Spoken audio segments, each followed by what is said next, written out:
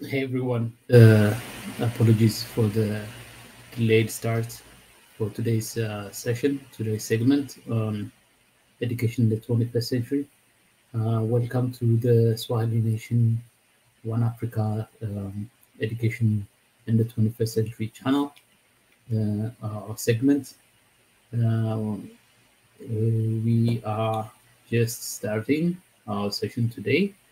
Uh, it's going to be interesting today.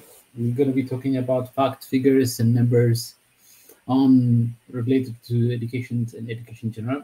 Hey, Maria, Maria Antoinette. Hi, how you doing? Glad to see you here. I'm happy to see you here.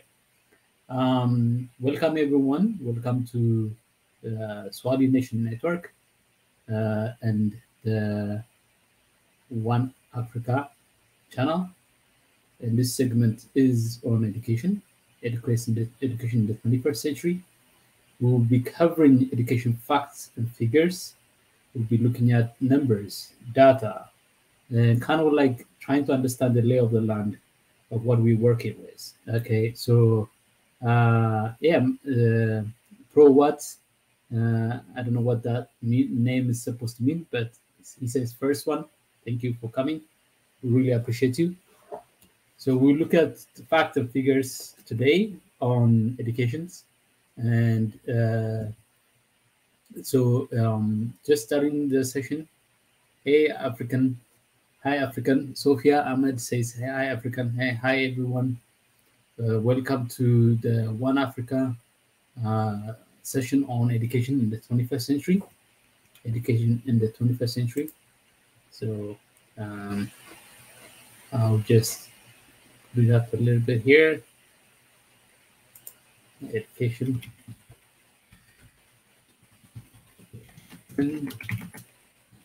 First century is the headline. The segment is about that. And today we'll be talking about facts and figures. Facts and figures. Okay. Welcome to all who have joined us. Okay. And we delayed the start of the session today because we had another video to release. Hopefully you've gone there to check it out. We are also doing some fundraising. We have a Gofundme fundraising event to raise funds to support the establishment of an office for let me see, I'm trying to find the link for it here. Just give me a second. We have a GoFundMe taking place right now. Okay. And this funding is to fund the Swahili Nation's work on, okay, we are trying to, I'm trying to share a screen here with you guys. Okay. Okay. So Swahili Nation One Africa funding, we've raised 2,545 euros out of the 25,000 euros that we need to establish the office studio, pay for the lease, the 1-year lease for the studio, and to purchase the equipment we need to furnish the studio. So we are asking our supporters to support what we do. We're asking Africans and friends of Africa and supporters of Africa to support what we do, what we're trying to achieve, establishing studio. Currently, I'm located here in San Francisco, California, but the location of the studio will be in Dar es Salaam. So, this is the page. I'll be linking. I'll be sharing the link on the page, on our page, so that if you fancy to open up your wallet and provide support. Thank you, Maria Antoinette, for sharing the GoFundMe. Really appreciate it. You beat me to it. So we will be raising funds. It'll be incredible if we get a chance to if any one of you out there uh, donates during my session, that would give me a degree of credibility on this platform, and not just as somebody who brings in different kind of data, information, and knowledge, insight, and wisdom, but also as somebody who can raise the necessary funds to support what we do. I have donated quite a bit of my own as well. You see there, if you go through the list of donors, I'll be there. And yeah, so we are looking to get your support on this, and it'll be an honor to have that. So we have a tradition here at Swahili Nation Network to start all our sessions with a prayer, but the prayers are not an endorsement to any particular religion or faith, but it's an expression of our desire and wish for the universe and the creator of this universe to be with us in these moments and this time, as we seek to bring Africa together, as we seek to bring Africa, as we seek to unite Africa, as we seek to educate, empower Africa and Africans. So we ask our creator to be with us, and you can pray in your own faith. And if you don't believe in any particular faith, you don't have to pray, but we can all accommodate each other's perspective, values, and point of views regarding faith or any other thing. This is a very welcoming and open space. So if you have a perspective that doesn't align with some of the things that other people have, it's fine. The tent is big enough to accommodate all of us. So my prayer today is for God to guide, for the Creator to guide what I do here, to make it meaningful and productive and useful to you and everyone, and to be educational, to be full of wisdom and insights. And so that's my prayer. So I'm starting my session right now. Okay. So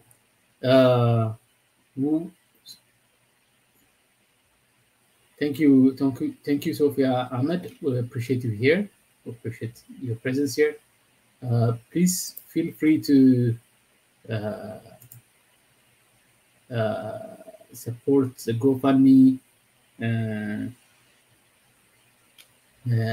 efforts of the Swahili Nation, so that we can actually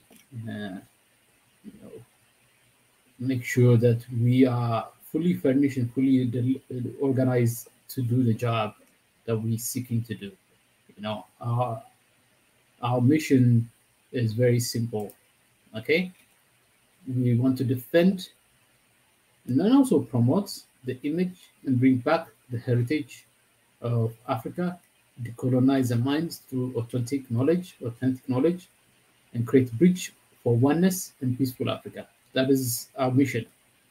And our office is seeking, we're trying to establish an office in Dar es Salaam, okay, to operationalize this mission, to begin to establish a foothold on the ground in Africa, and where we can organize our efforts, where we can make the delivery of our message much more coherent and much more cohesive, and provide us the ability to be organized and to be deliberate and to be intentional in the kind of things that we do, or the kind of work that we want to do. So please support that.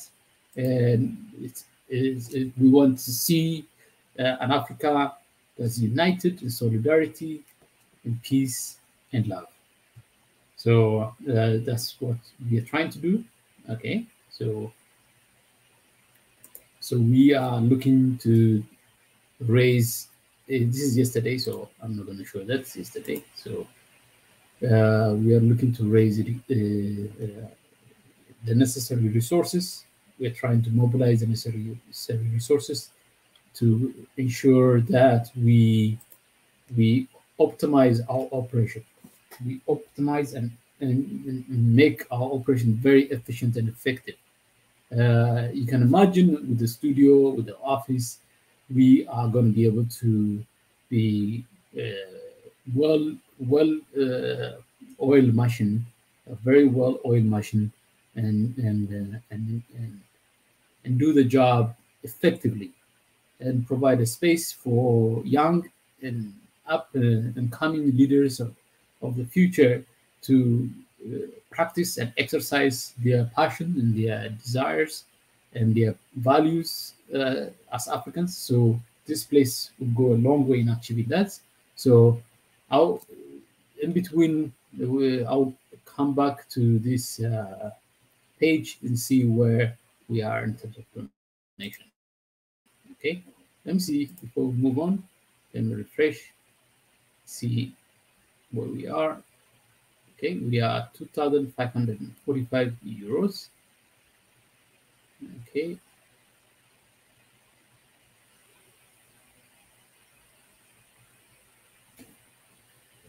I got my coffee here.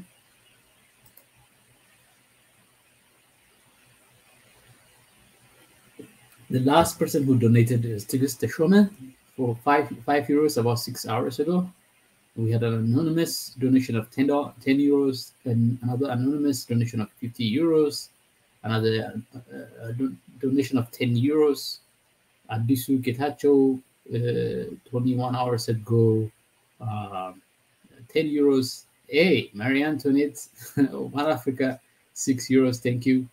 Pastor, His Excellency Pastor Isra, 6 euros. That's me, Isra, 5 euros. Me, Isra. Yesterday I was trying to match people who were donating. So 5 euros, 5 euros. Mahmoud, 6 euros. Senite Tamene, 50 euros. Again, me, 5 euros. Adisu Getacho, 5 euros. Me again, 5 euros. Robert Amoko, 5 euros. Anonymous. Another anonymous, 12 euros. Statke Belai, 300 euros. Amelmal, Meni. Amelmal Meni. Hopefully, I'm pronouncing properly. 200 euros. Nahom A, 50 euros. Anonymous. So we are getting quite a lot of donations, and please don't feel free. Don't feel like you need to donate, fork out a huge amount of money. We're not wealthy rich people.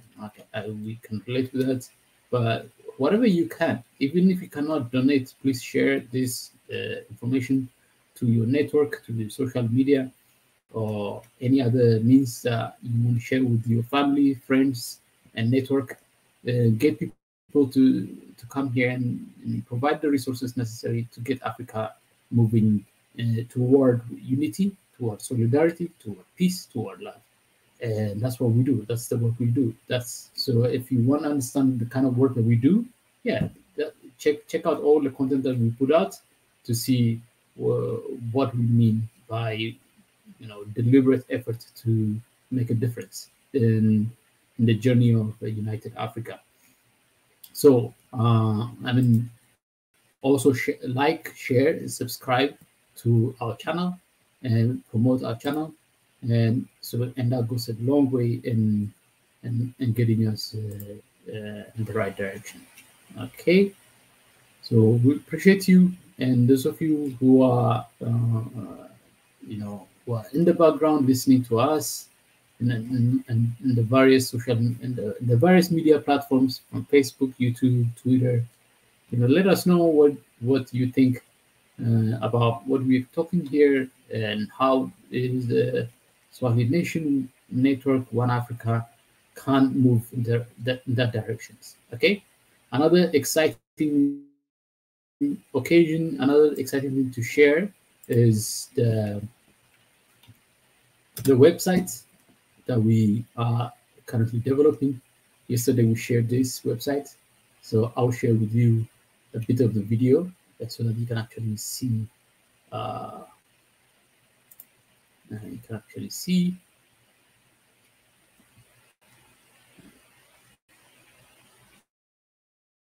Just give me a second.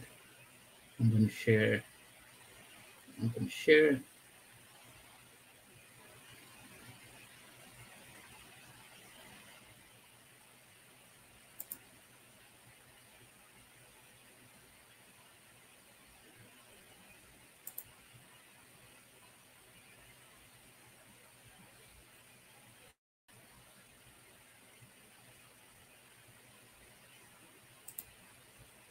Okay, a little bit of our website. Exciting for us that we are at this stage. Okay, so let me.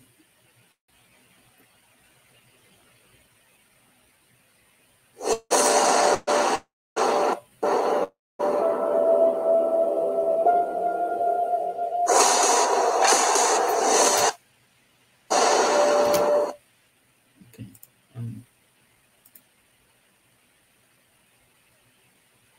Okay, let's see. Check out our website that is currently being prepared.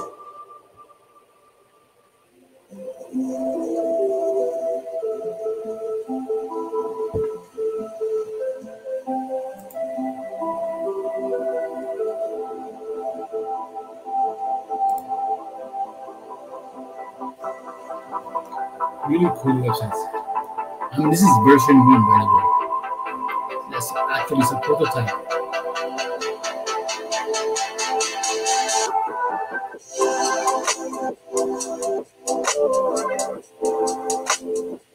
Wouldn't you like to see this?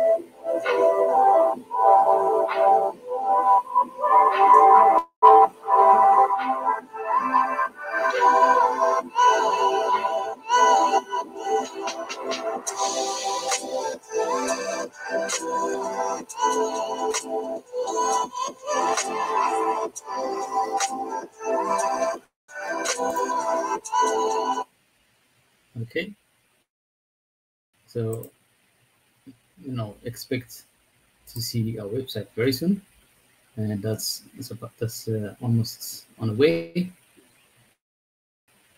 We'll be looking toward. So we are moving in so many directions. We've said 2022 is a year of action for us. For hi Deborah, how are you doing? It's glad to see you here. We're talking about, for those who just joined, we're talking about education in the 21st century. This segment is education in the 21st century, and we've covered quite a bit of stuff in the past in previous segments.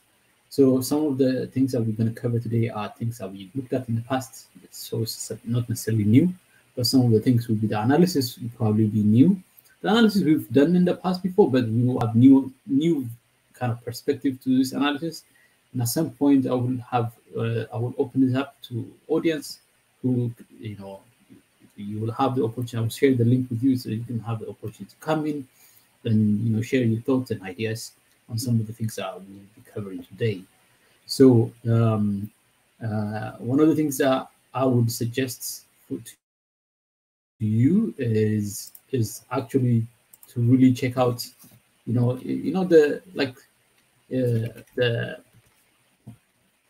my websites. So go and check out my website. It's not necessarily a fully completed website. It's not. I'm not in the business of really saying too much on the web, but I have kind of like a placeholder website that I work on. Okay, so so there you can find, if you go to my website and look at a couple of articles I have written will give an idea of the broader, the bigger picture point of view that I offer, and it's based on my experience and years of experience working in education, closely working in education, a different kind of education, special kind of education. So the two articles I have are Reimagine Education for Ethiopia and Time to Reimagine and Re-envision Education. So you can click that and you get a chance to really get a sense of what I think deeply about education. So and we covered this a while back. Uh, so take a look at educational leadership piece I wrote, and kind of like gives an idea of what my thoughts, what my perspectives are generally on what 21st century education should be, how we should reimagine and re-envision education. And so, and that said, um, what so here, so like so I don't have to rehash things I've said in the past, and then it gives you a kind of context in terms of what I think about in terms of education, contextual understanding of what I'm talking about. So it's not. It might be like I might be focusing so much on a particular area of education, but it's not representative of the bigger, broader perspective I have. It just sometimes you just focus. When you focus, some people might misunderstand and misinterpret those focus as being a representative of your broader and bigger perspective. Okay, so and so when you're looking at facts and figures and data, you have to be very cold and direct and open about it. And like facts and figures and data are like in the absence of any data, any facts, is the one that you rely. Okay, so they're not ultimately an exhaustive understanding of what a particular point of view is or condition is, okay, or context is, but they give you an idea of what you're working with. So as I look at the Africa condition, Africa data, please bear with me and really appreciating that, it comes with the caveat that it's not exhaustive and it's not conclusive. Not all data is represented, okay?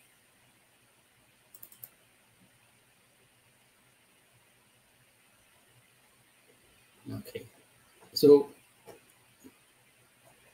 the first data that I want us to look at, okay, the first data point I want us to look at is a report by UNESCO statistics, okay, and it's kind of like it's an input to it's a kind of a fact sheet and a kind of an input to to the Sustainable Development Initiative. Okay. Hey, Redeemed, Ithawaj, thank you. Thank you for joining us. Appreciate you here. Thank you for joining. So let me share that screen with you. Okay. Let me share that perspective with you so that we can, yeah. Where did it go? Okay. So this is a UNESCO Institute for Statistics fact sheet September 2019, and is looking at the state of education. Okay, the state of education, and it's part of the United Nations Sustainable Development Goal effort to understand what is really where things are. So it's a set of fact sheets, a set of data figures that we have to really consider. Okay, so the Sustainable Development Goal 4, Sustainable Development Goal 4 of the United Nations. By the way, my opinion about the United Nations, I will share with you. Is to me is I don't have high opinion of United Nations in general, and what it represents, what it stands for, and how ineffective as a global institution it is. So, but that said, there's a lot of good things out there that must be taken into consideration. One of the things is that they collect quite a bit of data. At least they do that. At least they collect the data, but not now. The data can be manipulated, can be interpreted in ways that promote certain kind of power dynamic, certain geopolitical efforts, and geopolitical rivalry, and the way the world is. But that said, so I want just with a grain of salt. Whatever we look at, let's look at with a grain of salt. Let's not look at them as conclusive, but kind of like a hint, as a hint into what we're talking about. So, Sustainable Development Goal 4 or SDG 4 is an education-related goal. Okay, after the Millennium Development Goal ended, they set out to accomplish a Sustainable Development Goal, and they've in the Millennium Development Goal they focus on reach, access, the reach of education, or the reach of healthcare, or the reach of infrastructure. And the Sustainable Development Goal of I think this is by 2030, they want to achieve quality of education, quality of healthcare, and broader kind of like more, not just broader development, but deeper kind of development. Okay, so out of school children, adolescents, and youth, global status trend. This is what it is: out of school children and global status. And so the number that the key number is, in 2018 we had 258.4 million children, adolescents, and youth that were out of school, representing 1/6 of the global population of this age group. 1/6. Okay, so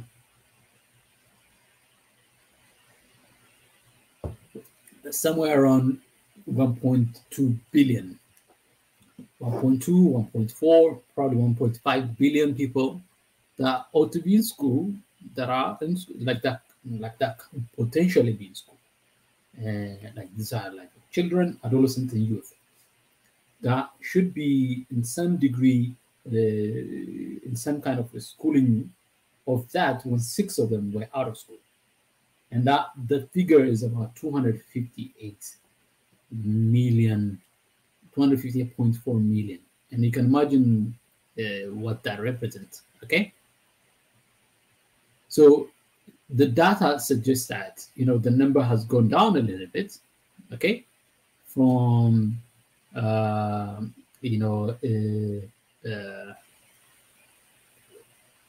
by about 3.4 million, but that's not significant.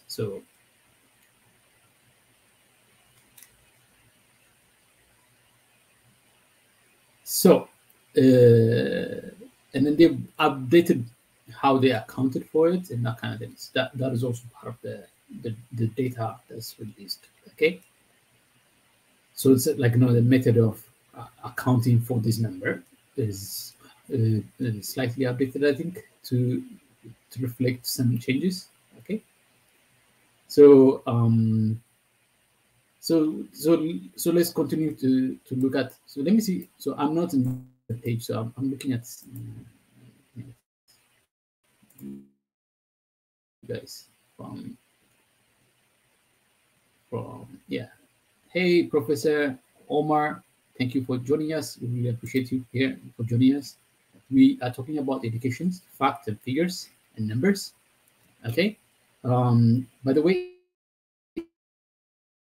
let me at least have an idea of where I come from, the perspective I come from, where I think about education should be, my own philosophy.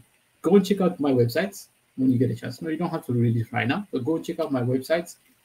Just where I put stuff. And if you have stuff, if you have ideas to share, to post on my website, feel free to share it on our WhatsApp channel, on our WhatsApp group.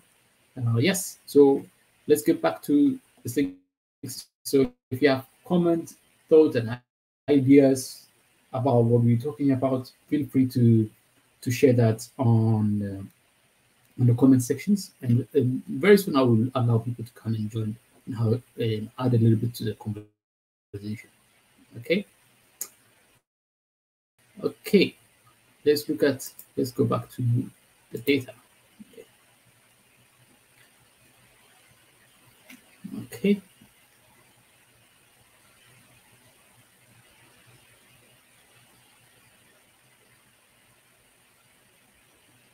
So it says here the number of children, adolescents, and youth who are excluded from education fell steadily in the decade following 2000. But UIS, I think that's the UN Institute of Statistics, that's what it says. It means UN Institute of Statistics data shows that this progress has basically stopped in recent years. The total number of out of school children and youth has declined by a little more than 1 million per year since 2015, some 59 million or 23% of the total are children of primary age group. That's about 6 to 11 years old.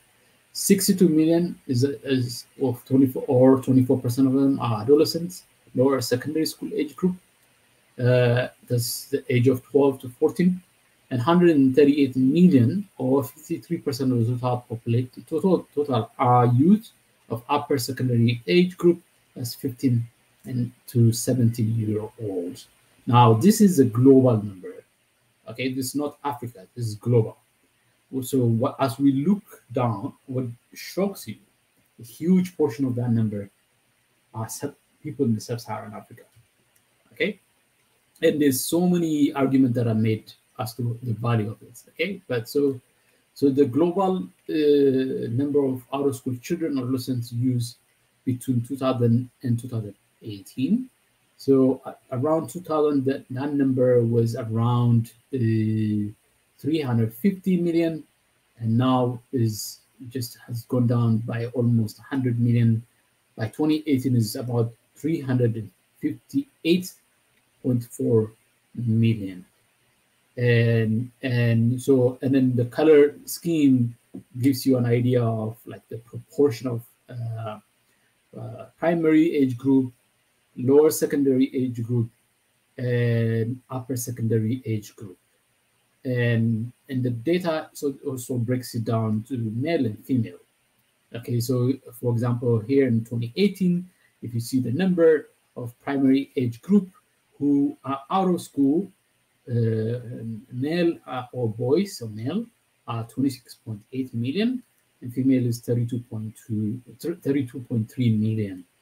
And when it comes to lower secondary, the number of female that are in school is much out of school are much smaller than the number of male. So they have 31.6 million of male out of school who should be in lower secondary school are not in school, and then 29.9 million female or girls or women who should be in school are not in school, and then lower secondary, and then the number is significantly grows when it gets to upper secondary age group.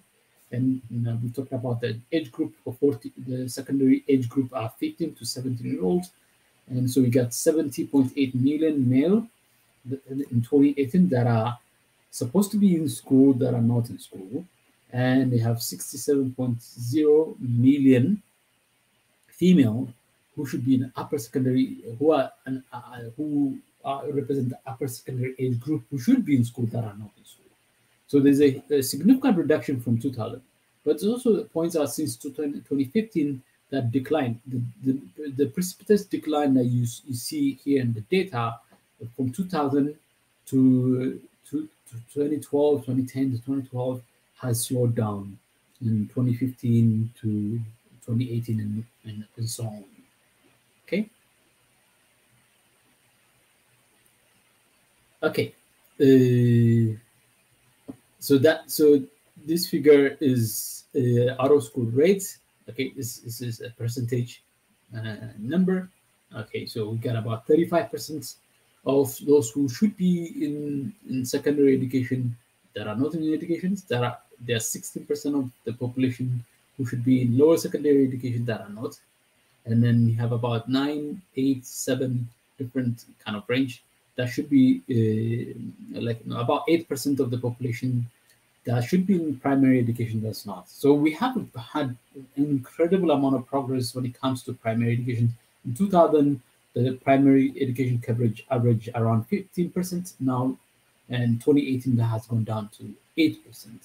And in 2000, the number of lower secondary education average was 25. Now, kind of converge, all the numbers converge, is around 16% out of school rate. And then I think in secondary educations, the number was about 50%, 49, 50%. Now it's 35. Our 2018 is 35. And so that is the thing that the broader picture that I wanted to look at. But we'll come back and then take a look at the rest. Okay. Hey, Mariette, thank you. Thank you for joining us. Yeah, that's a lot still. Yeah, it's still quite a bit. It's still quite large. And we'll look at the breakdown. This is the data. This is what I've shown so far is the global data. Now we're going to look at specifically to sub-Saharan Africa. Sub-Saharan Africa excluding the northern part of Africa. It's just above Sahara. Okay, so we'll look at those things in a moment. But I want to kind of like kind of reiterate some of the things that we're trying to cover. We're looking at figures in education fact and figures, so that to kind of give a lay of the land of what we're working with when it comes to education reforms, education improvements in Africa and the world at large, and kind of give you an idea of context, so that you're not just blindly trying to get things done, trying to improve things, okay? But you have kind of like an idea of what you're working with, the extent of the challenge that we're dealing with. So that's what we're talking about. And education in the 21st century, I believe, should really look at this context. Okay, I don't know if you read my article. I look at it from what I call education forward. Education forward. Inherently, education is a forward-looking. Inherently, is by its nature, is forward-looking. That means like the impact of education is always ahead.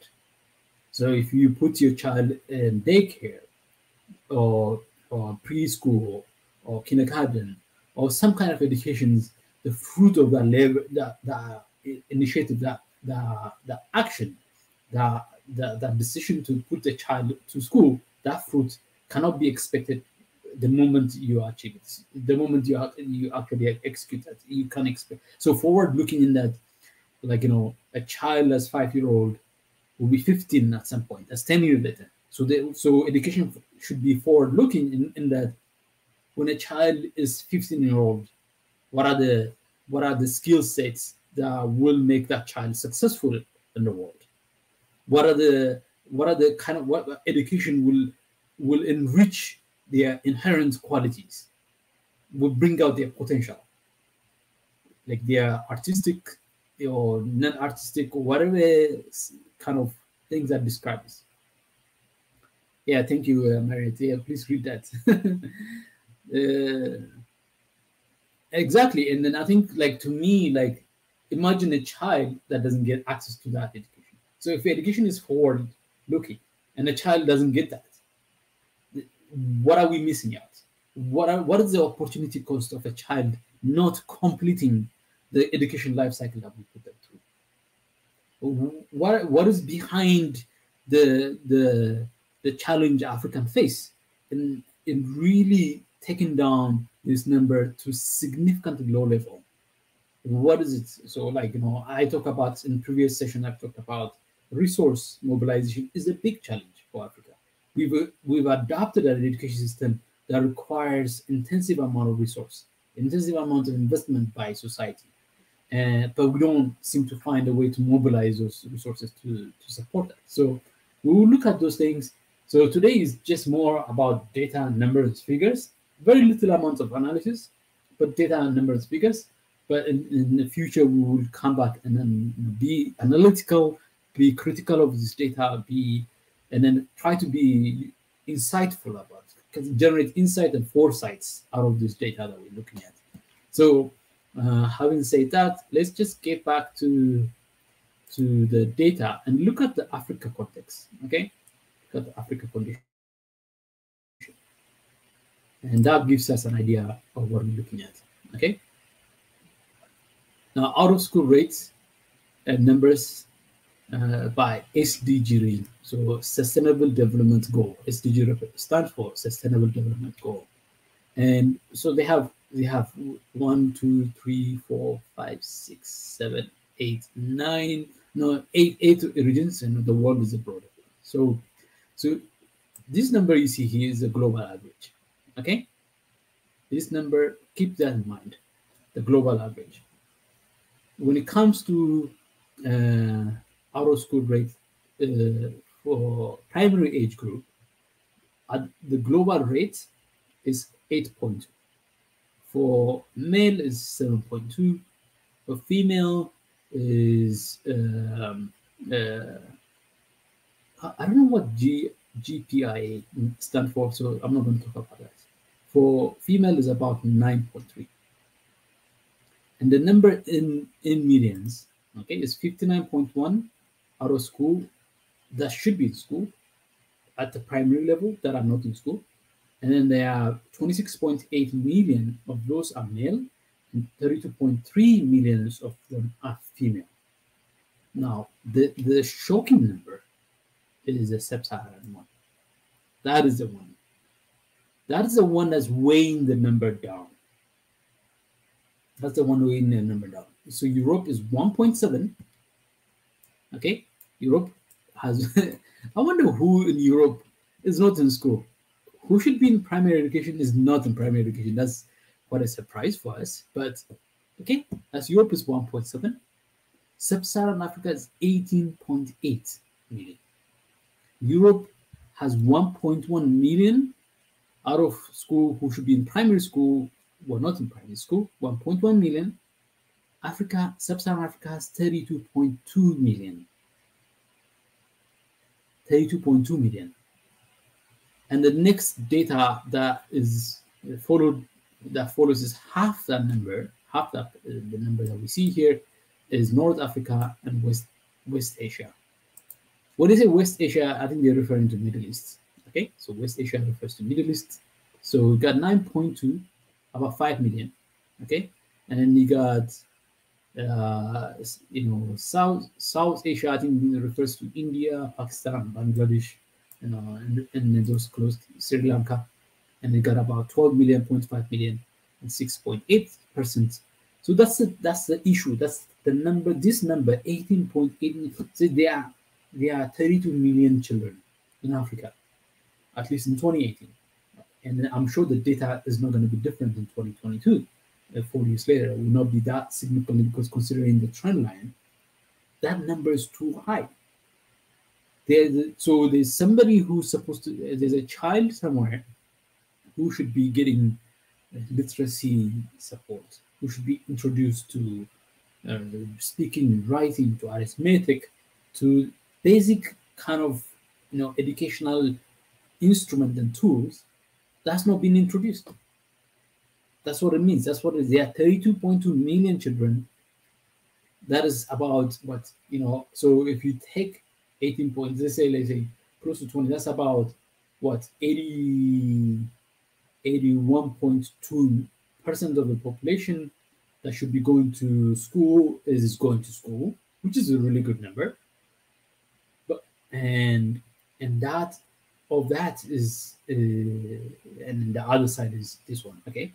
And then they take to the next one, and then this gets even more exasperating. This number gets even more exasperating. So before I go into detail, let me see if there are people commenting. Okay.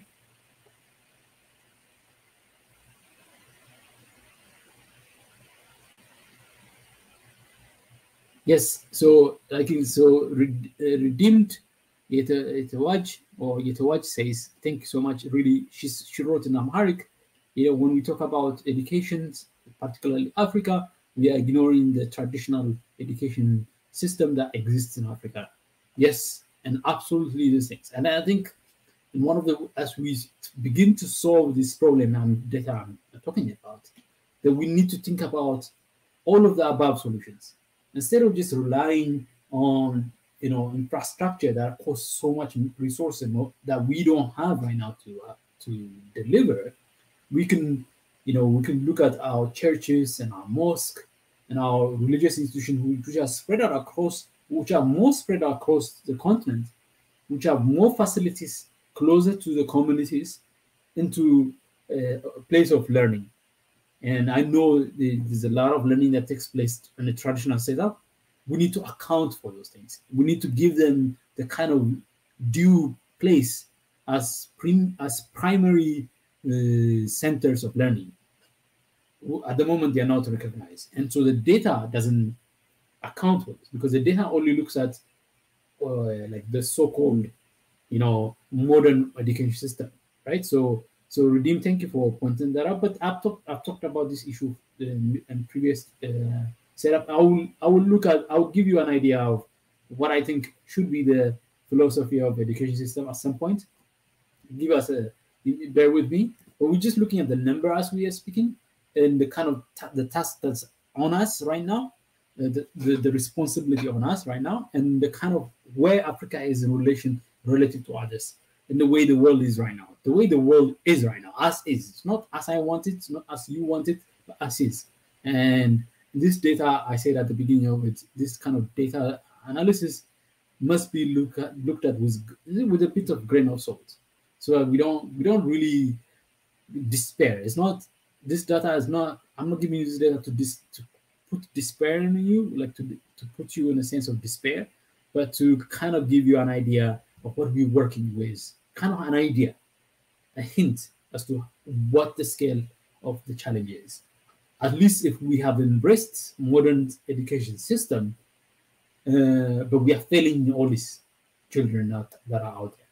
So this number that is, like, we think that I thought was bad, and at the primary, it gets even worse when you get to the next level of education. So let's look at that. Let's look at that number again. So let's get back to the data. Thank you. Hey, Regiment Music, thank you so much for joining us. I really appreciate you. Grace and peace to you too.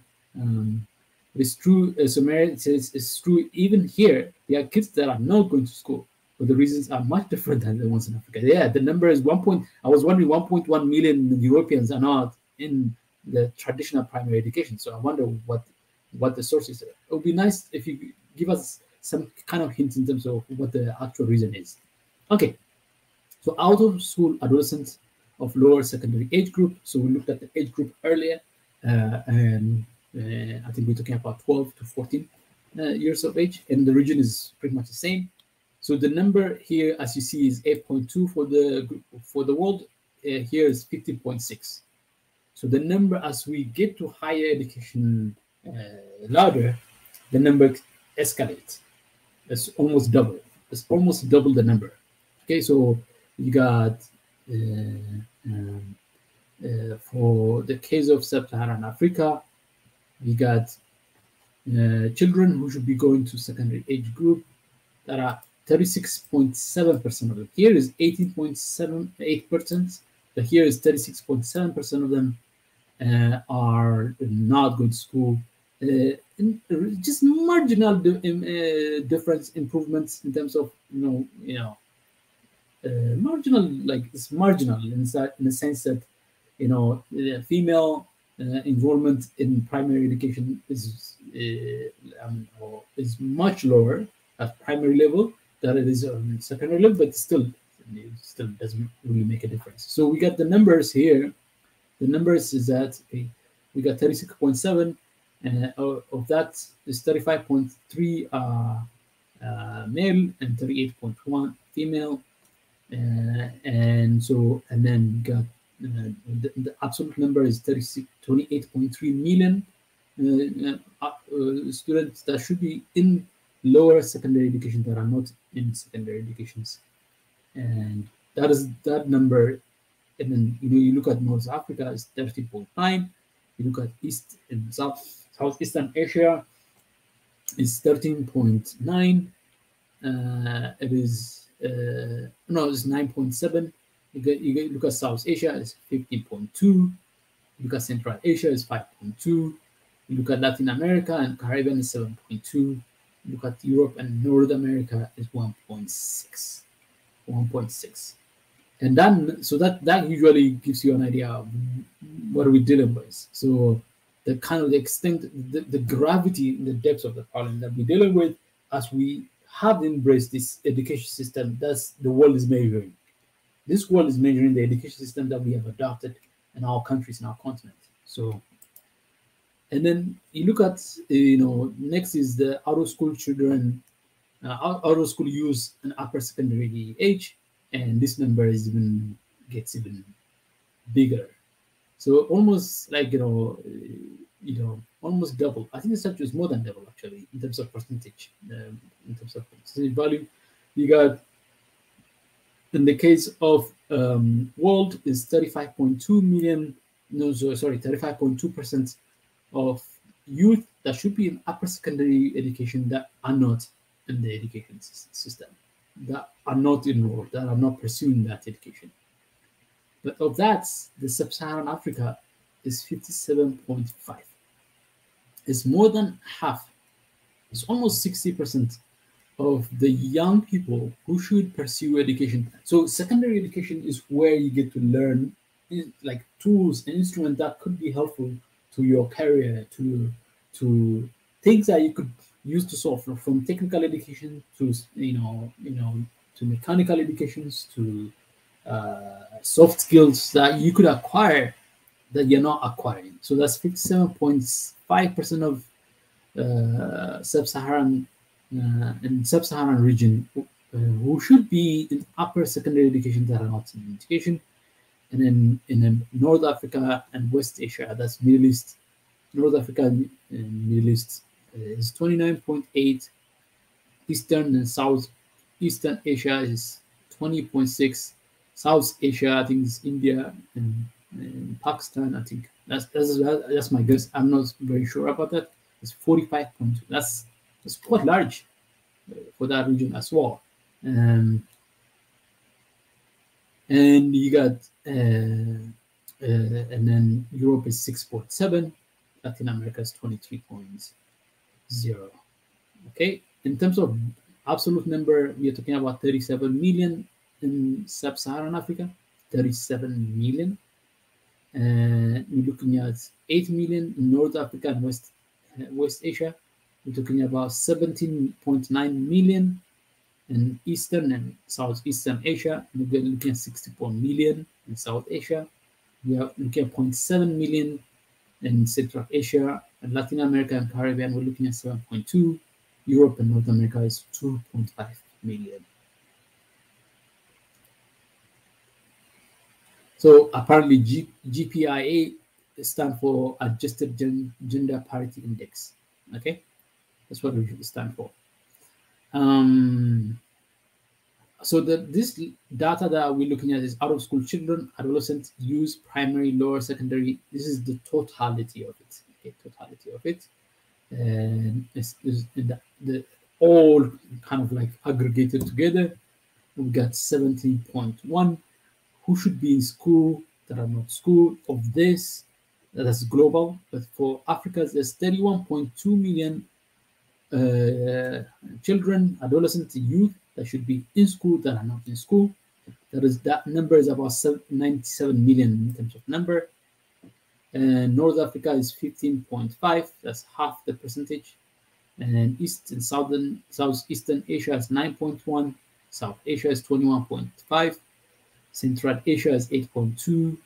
Latin America and Caribbean 9.6. And so this data is weighed by this the Africa states, the state of education in Africa. Okay. So these are all the data that, like, the fact. It's kind of like a fact sheet. If you're looking to understand what's going on here, it's kind of like a fact sheet. Okay. Thank you. Merit says reasons are the education forms are not adjustable to the children because they are too smart but not interested in books, but more more creative or personality problems. Not much with it. Okay, so so it's basically the European problem is that those who are out of that school is just because it's just the mismatch.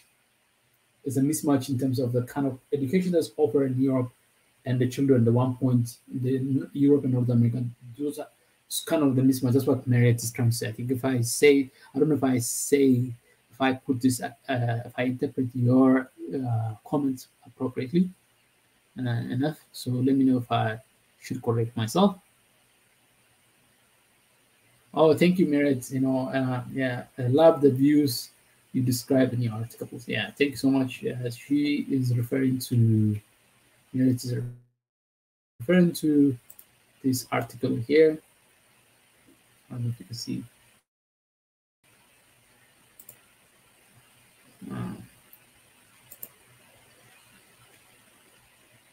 Okay, she's referring to my article I shared earlier. Okay, so let's look at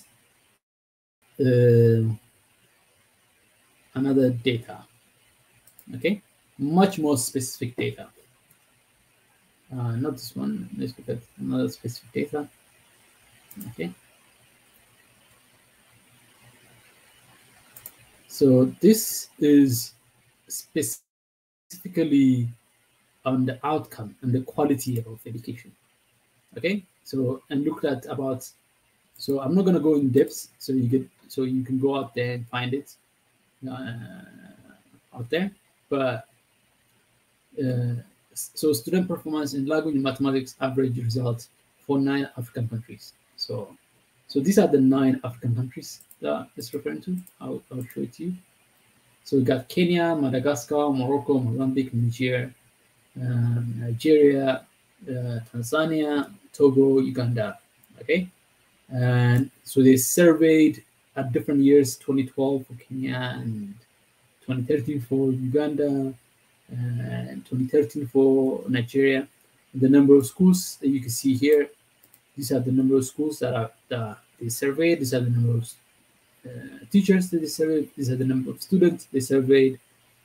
In total, over 3,297, over 3,200 schools, over 35,000 teachers, and over 32,000 students were surveyed in these schools. And this is kind of like an input to the Sustainable Development Goal education. So they're trying to sample the quality of educations in these schools. So it's like trying to understand what is the state of education. Okay, and then so this is the performance. So they tested them out and to see the ability, the percentage of correct answers. So language outcomes, like you see the range here, percentage of correct answers. So identify 3 letters, and there's close to 60%. Read and answer questions. Just over 20% of the respondents were able to. So this is what is this like language, or reading and writing and communicating is what is referring to here. And then only when it comes to mathematical outcomes, I think the numbers are maybe slightly better, but you look at identification. We looked at identifications, look at addition, subtractions of single and triple digits, order of numbers, division single digits, subtraction double digits. All of that is looked at here, and the percentage of correct answers is identified here. So those who identified 3 numbers, 80% of them got it correct, and here multiplication triple digits, just below 10% of them got the correct answer. Okay, so the achievement gaps here is looking at it says here in Nigeria, for example, the gap between the highest and the lowest performing student is particularly striking. In addition, sorry. Indeed, in almost every country, some students are performing at the bottom of the overall distribution, whereas some students are obtaining perfect scores. These findings suggest that producing better prepared students supported by schools that enable learning is not beyond the reach of any of these countries. So what they're saying that they're analyzing the data and say like these schools do tend to have high performing, very low performing. So it's not just a school kind of thing. It's more like the difference in student performance.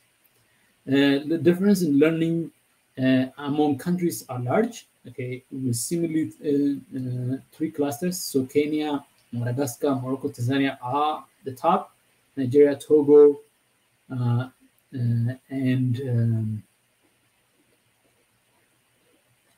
sorry. So this is the cluster. Okay.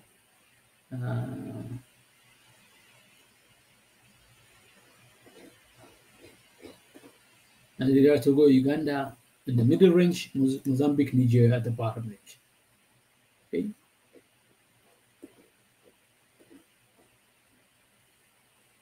Okay.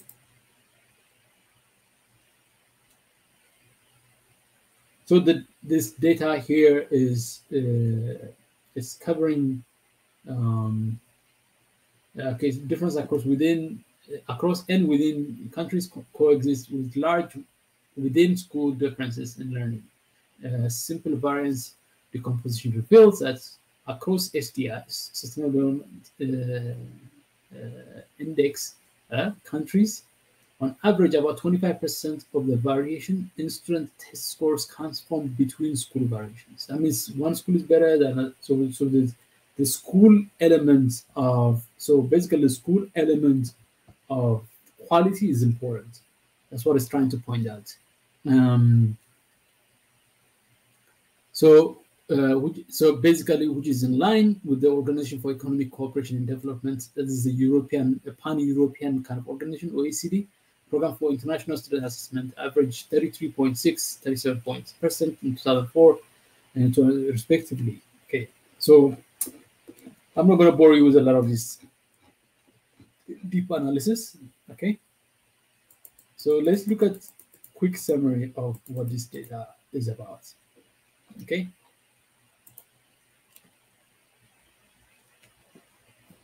So what UNESCO was trying to do is was trying to understand what the state of quality of education. Okay, and they're looking at the pre-pandemic and post-pandemic analysis, and there's a lot of deep analysis that is being done by by the authors of this study, and so that's what it. Okay, this is what it says. This shortfall is reflected in the troubling evidence provided by the learning poverty measures, according to which 53% of children 10 years old, okay, percent of 10-year-old in the world today cannot read or comprehend a simple text. 53% of children 10 years old children. That's a huge number right there. So here, according to the 2016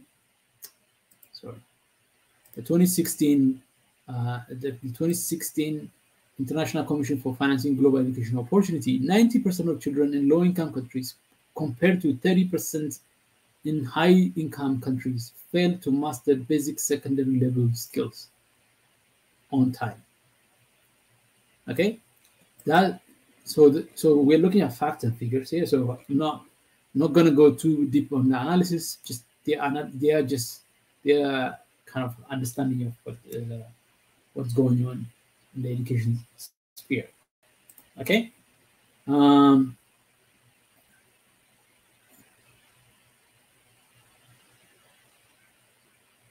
Okay. So hi Deborah, thank you for joining us. We really appreciate you.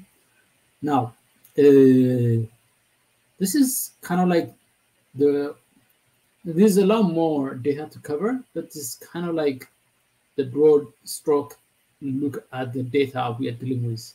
when you look at education in Africa, in the context of Africa, particularly sub-Saharan Africa.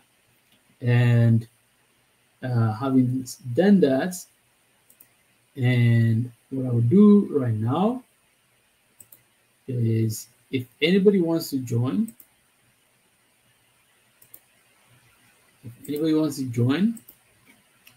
and have a little bit of conversation on education in general, we would love to have you here. And as we wait for someone to join us, let's talk a little bit about our fundraising. Merritt has been incredible supporter of the One Africa movement and Swahili Nation, and she has been giving us. She has actually initiated this initiative, to fundraising to establish office. No, you don't, Merritt. You don't have to join. I was not asking to join, but okay. This is the fundraising. So we wait for somebody to join us. We will, just take a look at our fundraising drive. Okay. So we've raised 2,545 euros, and about 9 days, I think. That pretty much covers what is to raise 25,000 euros to pay for the year worth of rent, equipment, furniture, and studio setup. Okay, so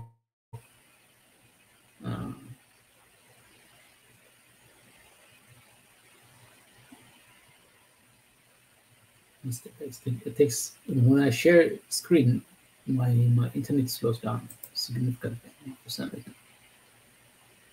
Okay, so the last person who donated was Tigis Techomen. Thank you, Tigis, for that.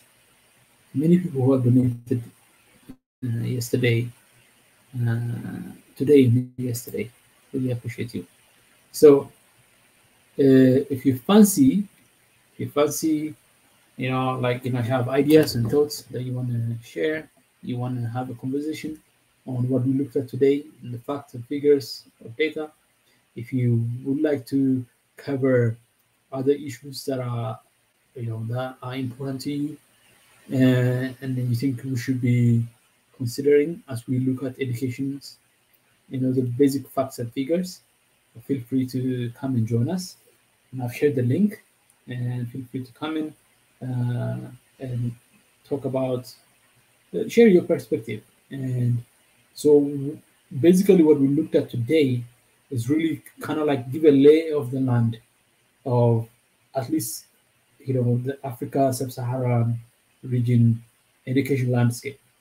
And that education landscape is quite informative in terms of how much work that needs to happen. On average, we're looking at about about 30% of students or children, adolescents, and youth that should be in school that are not in school. And the impact of that is felt in so many ways. Our ability to be productive, to make our children to be a productive member of the society is hampered because of that. The skill set that a child that could be acquired by a child has not been acquired, and that child is out there in the world, out there in Africa, is struggling to make to succeed in life, struggling to improve their livelihood, improve their families' conditions, improve their communities' conditions. These are opportunity costs. This is an opportunity cost that we are incurring as we speak right now. For every child that should be in school that is not in school, there's a price to be paid.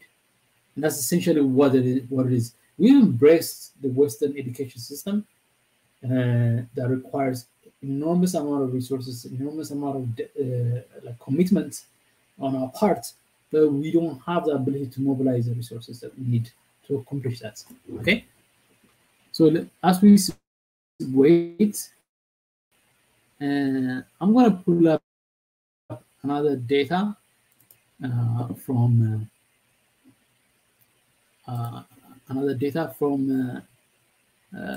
World Bank.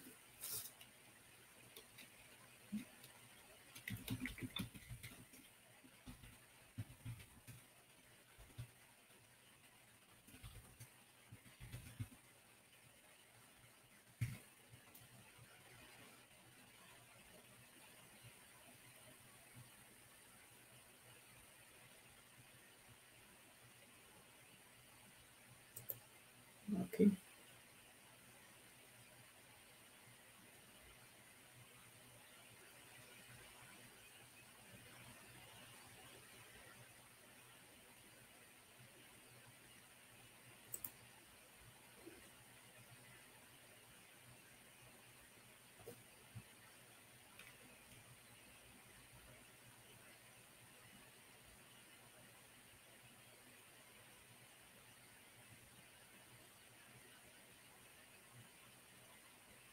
Okay.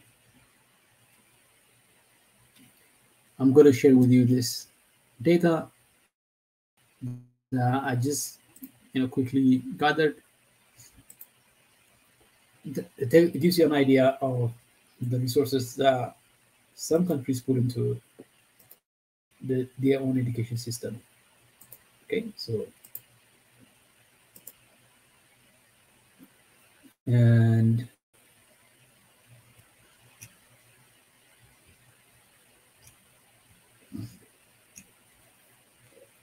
I don't know if you can see. Can you see? Hopefully, you can see. Let me know if you have problem. So this is a US-based data like statistical center. Okay, so if you can't see, let me know. But let's look at.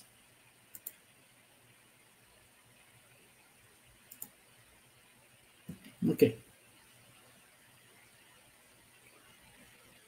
let's look at the number closely, and it gives you an idea. So these are OECD countries, OECD countries that are members of the OECD, and these are numbers.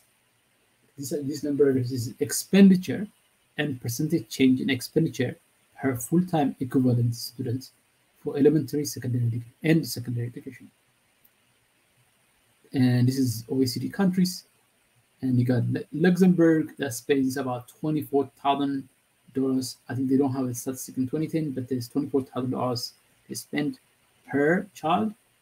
And you got Norway that spends about 16.5, and that's a 5 percentage point difference. You got Iceland that has improved the number by 32% from 11.7 in 2010 to 15.5 per child. So the OECD average is what is 9,500 in 2010, 10,800 in 2018. Okay, that's the number. Now, so and then you look at other countries that are like outside OECD. Okay, you got Colombia that spent 3,400 per child for primary and secondary educations.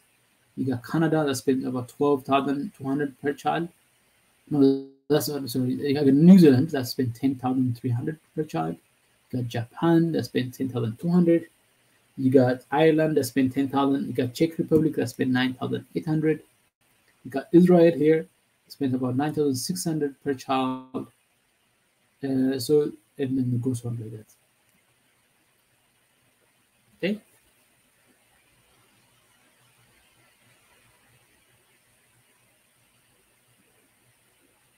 Let me see if they have Africa related data. Now this is the GDP, OECD GDP percentage spent. Okay. So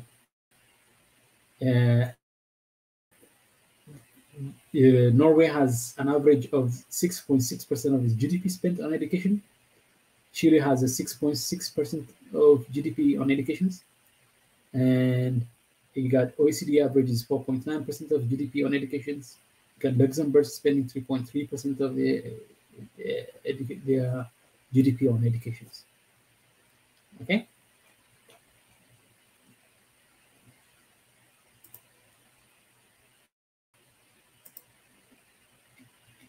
So, quite a that's OECD organization for it's a European grouping. It's a pan-European grouping. It doesn't. It's basically if you want to understand the so-called advanced economies, the advanced economies of the world, and you would like, and the data usually comes from OECD region. And so now let's look at more like the World Bank.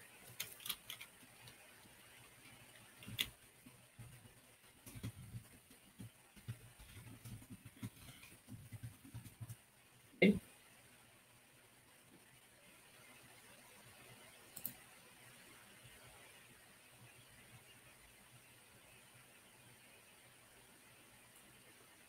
We're going to look at World Bank data, and that gives you an idea of the state of expenditure.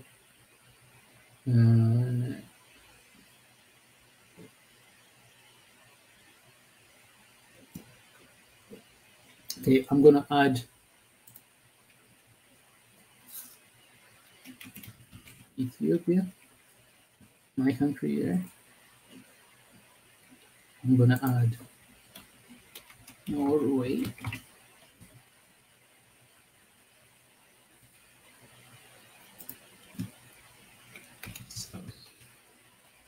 South Africa. I'm preparing the data for you. Okay.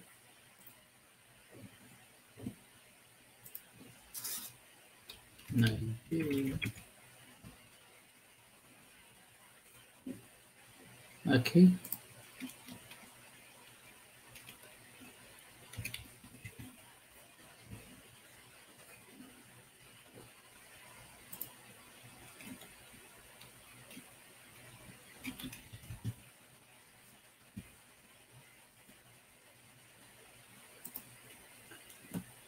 Okay. Let's put for Angola.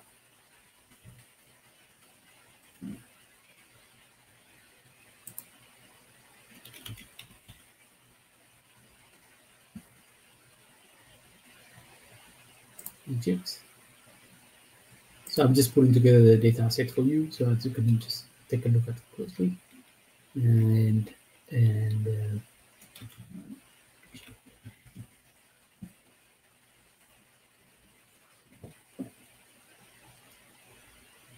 so these are government expenditure as a percentage of as a percentage of the GDP on education. Okay, let's look at it. I'm going to share the screen. Imagine if we have a studio, somebody is going to be doing this in the background. I could just be talking, and my head's off, and then somebody in the background will be looking at this. Okay. So you got Norway that spends about 7.6%. So this data is kind of broken up. So it's not all complete. We don't always have data for every year, but some start at different times. Okay. So these are the countries that I have that government expenditure overall: Ethiopia, Norway, South Africa, Nigeria, Niger, China, Angola, Egypt, Republic, and Nigeria. Okay, so World Bank data, and so the lowest one is Angola that spends 1.8% of its GDP is government spending is on education, followed by China that's Niger That's 2.6.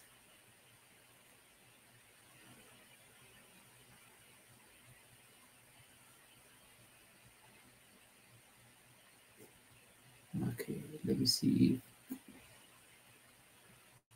Let me take out some data.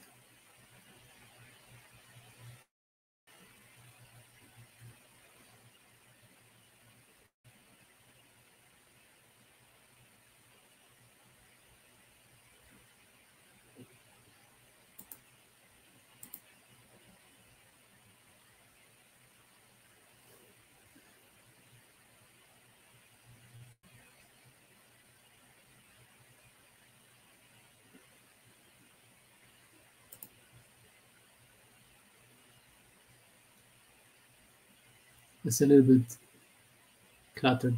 It's a bit cluttered, so I'm just going to take out a few of the. We can look at them separately. Okay.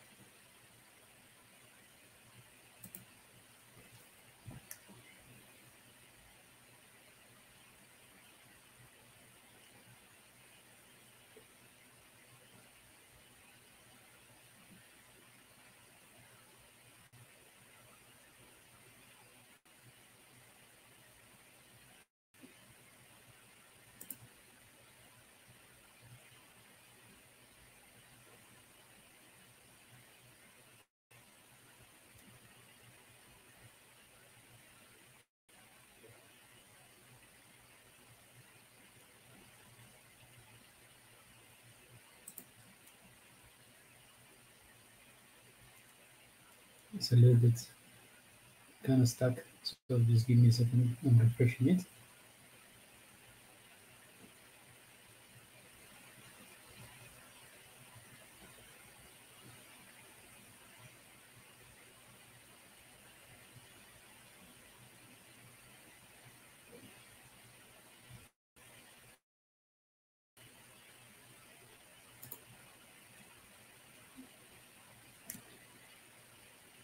Takes a while when you're sharing screen. This StreamYard sometimes is not so fast for some reason. Let me get it done.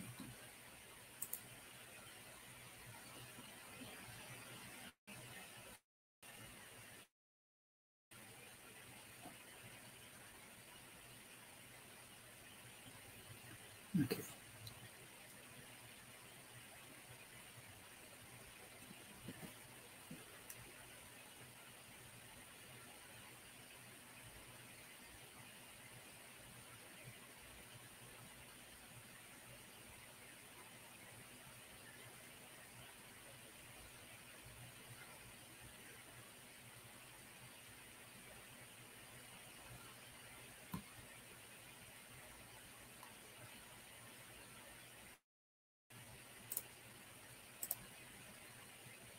Thank you for joining us. We are talking about education, in the 21st century, and we're looking at facts and figures today. Today is we're covering facts and figures.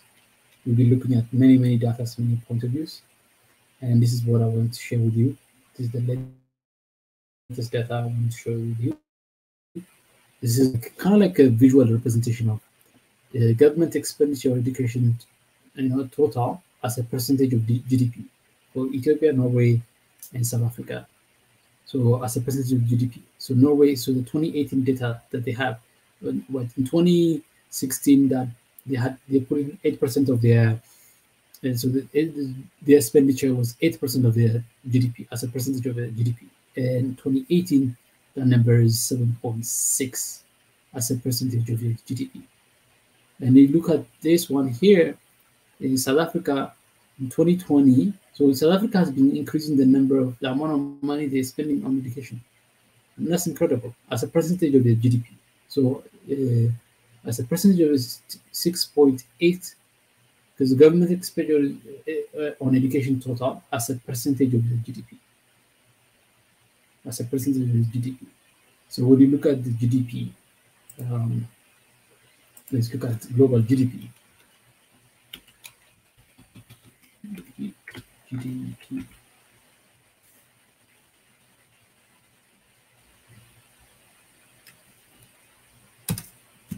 Global GDP, and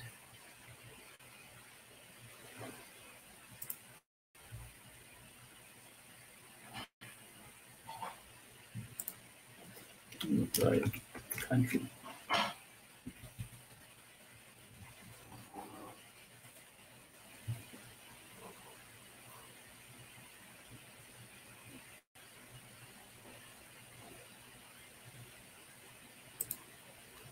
Okay.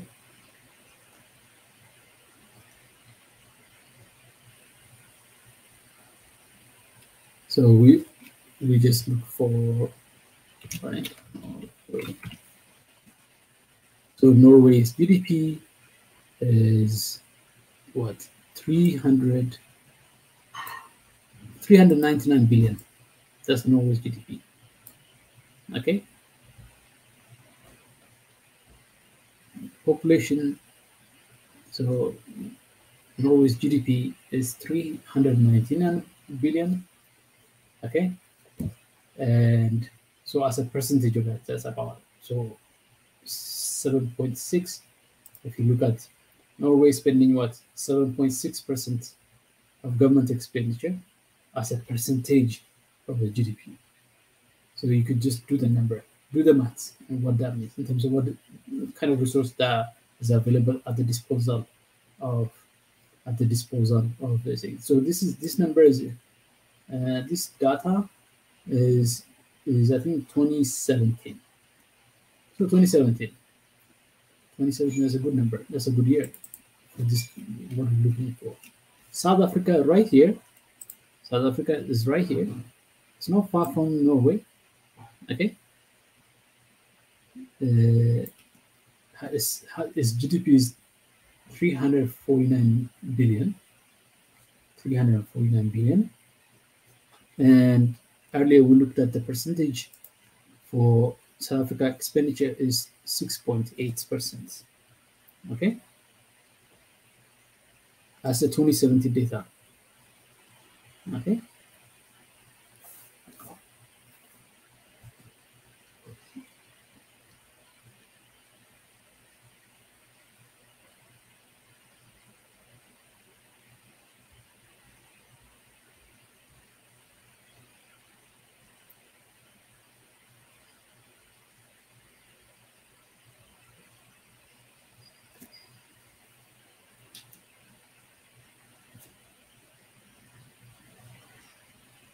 So 349 billion GDP 2017 times 0.069. So somewhere around $24 billion is spent in at least in 2020. Like, the number, the GDP obviously would grow from 2017 to 2020, whatever rate of growth it would have acquired, probably more than 349 billion. But so they're spending, the share of government expenditure in relation to the GDP is that much. Okay. And in the case of Ethiopia, 2017, the number is 5.6. Okay. 5.6 of government expenditure as a percentage of GDP. In 2013, 4.5. In 2012, 5.6. And then in 2010, 4.5. And then there's some blank dates, like areas where there's no data. So the last data that we have is in Ethiopia is 2018. As 5.1% of as a government expenditure on education as a percentage of the GDP, 5.1. And let's look at Ethiopia's GDP. Let's look at Ethiopia's GDP. Ethiopia's GDP in 2017 was 80 billion. 80 billion. Okay. So I'm just going to do a quick calculation times 0.051. So Ethiopia overall, as a percentage of the GDP, is spending about $4 billion on education. But the key number is that here, the population number that you see, 106 million in 2017. And you look at South Africa,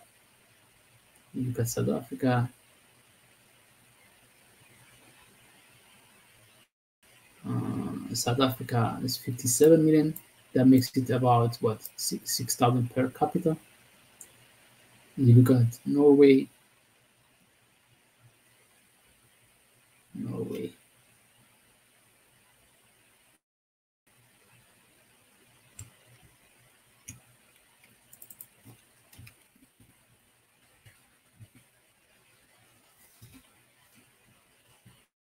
is 75,000 per capita, because the population is just 5.2 million or 5.3 million. Okay, so, and you can imagine when we saw earlier the statistics that shows thousands of dollars per child being spent, even though the percentage is high, but in absolute terms is not that much. Okay, let's take out Ethiopia.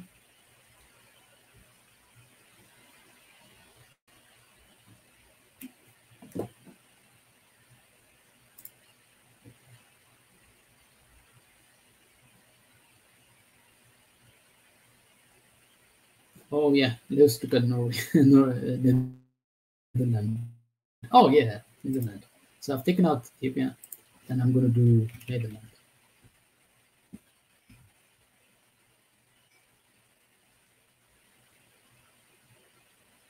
Just bear with me.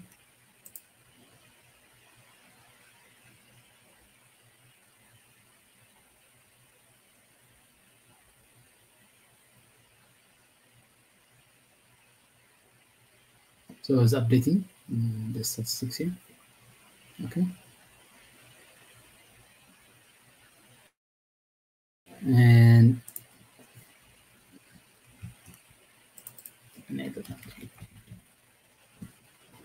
Netherlands has this. Okay, this is the Netherlands we're looking at. It's not a small economy. It's a huge economy. It's $831 billion, at least in material terms.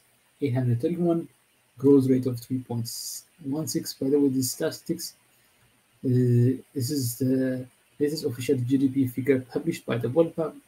Population figure is based on United Nations data of in 2017. So the nominal 2017, not adjusted.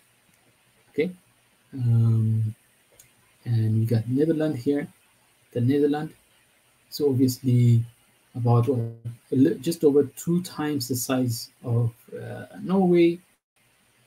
The economy, obviously, per capita is more than Norway, than the Netherlands, and the population is what almost just over 3 times, the size of Norway.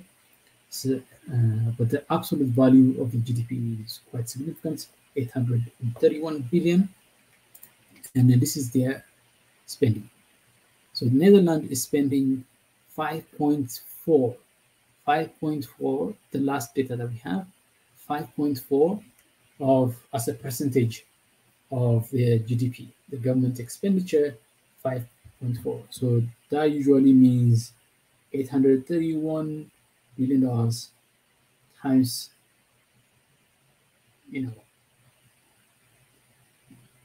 times 0.054. That usually represents $44.8 billion of spending. $44.8 billion of spending. Now, the question I think Meredith asked, you spend quite a bit on education, right? But why are we not getting any results? Okay, this is the number I just got. Okay, just quick maths kind of things. And where is the difference coming from, right? So, so it's essentially my argument I make is that the education system that the world uses right now is so intensive that its success is correlated with the amount of resource that you put to it. The more you provide it resource, the more fruitful it is. The less you provide it, the less fruitful it is. What do I mean by that? Specifically, like it depends on having schools. It depends on having good quality schools. It depends on having good quality teachers, well trained, well paid, well cared for. It depends on the kind of the range of activities, engagements that you provide your learners. So the richness of the learning environment is so directly related to the amount of resource that you put into it. I mean, the school trips that you offer your students, the school trips that you offer, the number of school trips you offer to all sort of learning engagements, the enriching experiences that you offer your learners, that is so the modern education that we've embraced is very much correlated. Its success is very correlated to the amount of resources you put into it. So the less resource you put into it, the less successful it is. The more resource you put into it, the higher success it is. So, like uh, so so what I suggest sometimes in the article I wrote, maybe we should just kind of create a new kind of parallel, a complete and better substitute from an education system that's too resource intensive to an education system that doesn't totally or in large part depend on the resources that you have. So if you're not a resource rich resource, at least, if you're not a country that's not, when we say resource, people misunderstand. I mean, like money. I'm not talking about like gas, oil, or something. When I say resource, I mean in terms of people must misunderstand it in terms of the kind of uh, money that you can financial capabilities you can mobilize from your tax base, from your GDP, from a given output in a given year. So from a given output in a given year, what you can mobilize. That's what I'm talking about when I talk about resource. So please don't misunderstand me. Like when we say resource rich and resource poor, there are different kind of resource rich and resource poor. The resource rich and resource poor I'm talking about is from output perspective. From a given output perspective, the country produces in a given year, and what you can mobilize out of that, what you can extract out of that. Does that make that? Hopefully that makes sense. So like Norway's better educational outcomes can be traced to the amount of resource they devote to it relative to Netherlands educational outcomes and the amount of resources the percentage of their outputs in a given year they devote to education. It's not necessarily the absolute, but the relative value that you put into it. Because I mean, obviously, the Netherlands has a much larger population, hence the challenge. So I'll maybe let's do one more thing. Let's do one more country. Let's take out South Africa and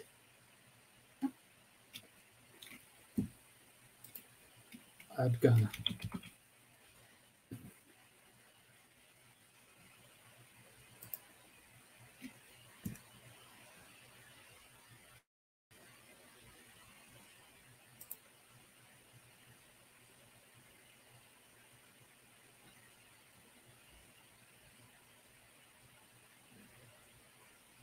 Ghana actually in 2011 was spending 8.1% of its expenditure on education as it relates to the GDP, 2011. And that has gone down to 4%. So it could be because the GDP has grown large. Okay, because the size of GDP probably would grow, changes, that changes the percentage as well. Okay, but it's quite a drop from 2010, 2011 to 2018. That's quite a drop. So if you look at Ghana's GDP, if you look at Ghana, it's 59 billion dollars of outputs, and the growth rate is quite high. It's 8 points. Obviously, that has, and the GDP per capita is about what? It's about 2,000. The population is about 29, almost 30 million. So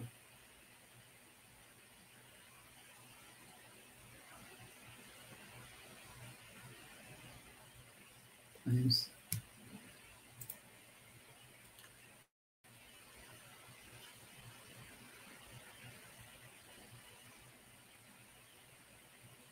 4%. So somewhere around 2.3 billion is the Ghana expenditure. Okay, somewhere around 2.3 billion. Okay, and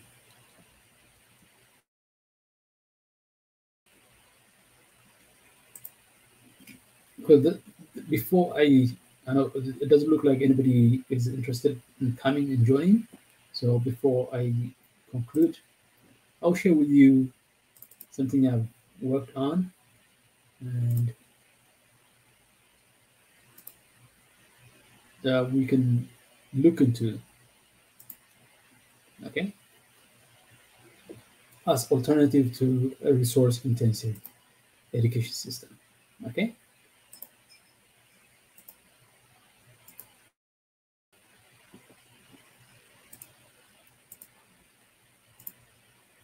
Okay. Now, this is in my previous work as a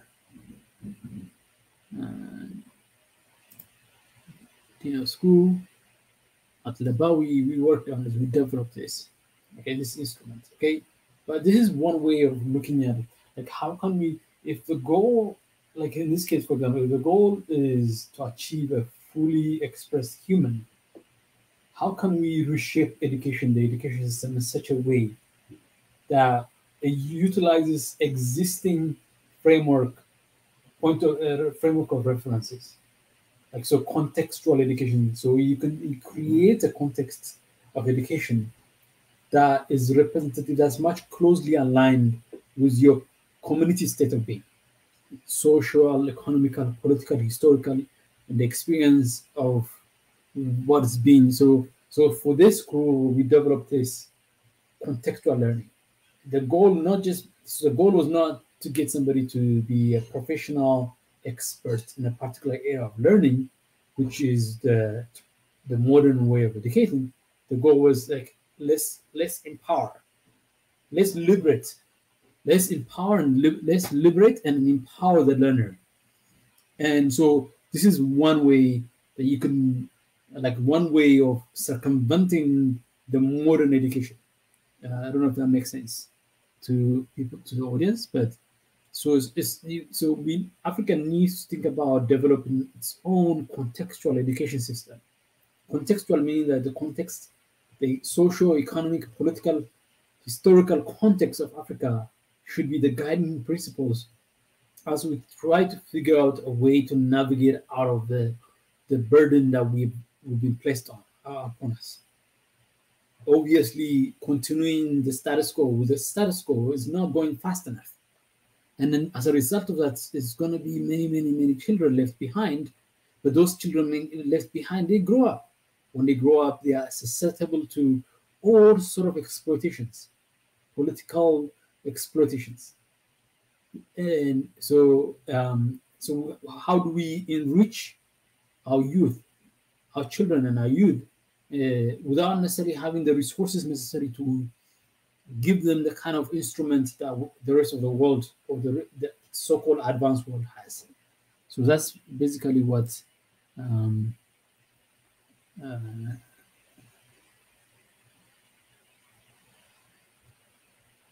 yeah, we are an hour later than usual because we had a session where we had some other things that we wanted to release before my time. But Mary, thank you so much for coming, and have a wonderful rest of the evening, the rest of the night. Good night and sweet dream. We really appreciate you and we love you. Thank you, Mary. Okay, so just to give you an example of what we can think about in terms of uh, how we can address the issue. Now,